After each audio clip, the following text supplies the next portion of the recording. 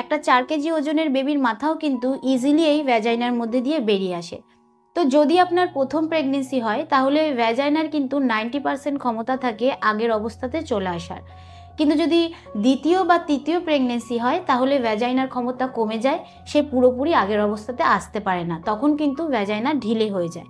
তো শুধুমাত্র কি নর্মাল ডেলিভারি ক্ষেত্রেই ভ্যাজাইনা লুজ হয়ে যায় এরকম কিন্তু নয়। ভ্যাজাইনা লুজ হওয়ার আরও কিছু কারণ রয়েছে।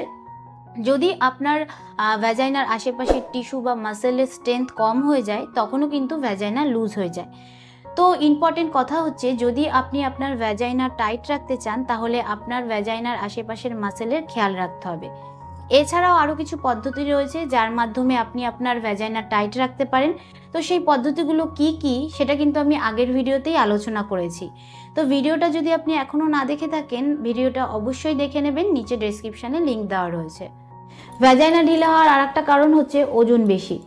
এটা বলার আগে আমি একটা কথা বলি যেটা সবাই জানতে চায়, সেটা হচ্ছে সেক্স করলেও কি ভ্যাজাইনা ঢিলে হয়ে যায়?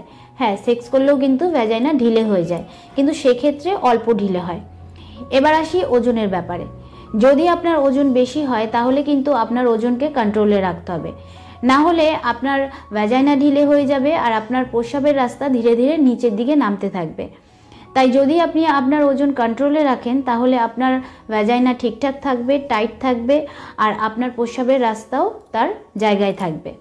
নেক্সট হচ্ছে, যদি কারোর কাশির সমস্যা থাকে বা কনস্টিপেশনের সমস্যা থাকে, পটি শক্ত হয়, পটি প্রেশার দিয়ে করতে হয়, তাহলে কিন্তু বারবার ভ্যাজাইনার ওপর গিয়ে প্রেশার পড়ে, এতে নিচের টিস্যু উইক হয়ে যায়, মাসেল ঢিলে হয়ে যায়।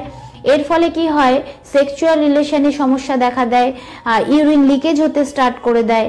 ইউরিন লিকেজ হওয়া মানে হচ্ছে অনেকের কাশলে বা হাসলে বা হালকা হাঁচি দিলে ইউরিন বেরিয়ে যায়, হালকা প্রস্রাব হয়ে যায়, একে কিন্তু ইউরিন লিকেজ হওয়া বলে। আবার অনেকের ক্ষেত্রে এরকমও হয় যে ইউরিন আটকাতে পারছে না, ইউরিন আটকানোর ক্ষমতা কমে গেছে। তো এই সমস্ত সমস্যাগুলো কিন্তু আপনার ভ্যাজাইনা লুজ হয়ে যাওয়ার কারণে হয়ে থাকে।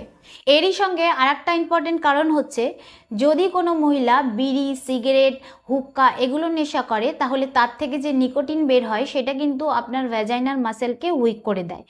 তো এগুলো যদি একটু খেয়াল রাখেন, যেরকম হচ্ছে আপনার ওজন যদি ঠিকঠাক রাখেন, যদি আপনার কনস্টিপেশনের সমস্যা থাকে, কাশির সমস্যা থাকে, সেগুলোকে যদি ঠিক করেন, ভারী জিনিস তোলার সময় যদি বেল্ট ব্যবহার করেন, স্মোকিং যদি কম করেন, তাহলে কিন্তু আপনার ভ্যাজাইনা ঠিকঠাক থাকবে এবং মাসেল টাইট থাকবে।